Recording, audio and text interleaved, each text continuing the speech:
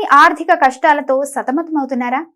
అయితే జ్యోతిష శాస్త్రం సూచిస్తున్న ఈ చిన్న పరిహారం మీ జీవితంలో అద్భుతమైన మార్పులు తీసుకురాగలదు.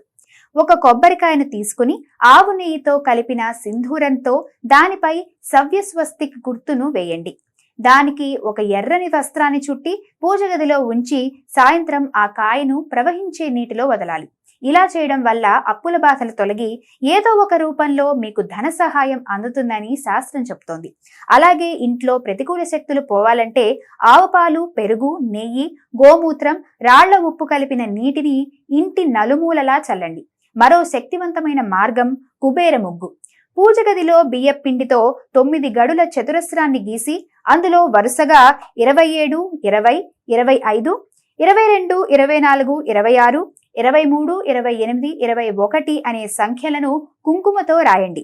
ప్రతి సంఖ్యపై ₹1 నాణెం, ఎర్రని పువ్వు ఉంచి పూజించాక ఆ నాణాలను బీరువాలో దాచుకుంటే కుబేరుడి అనుగ్రహం మీపై ఎల్లప్పుడూ ఉంటుంది.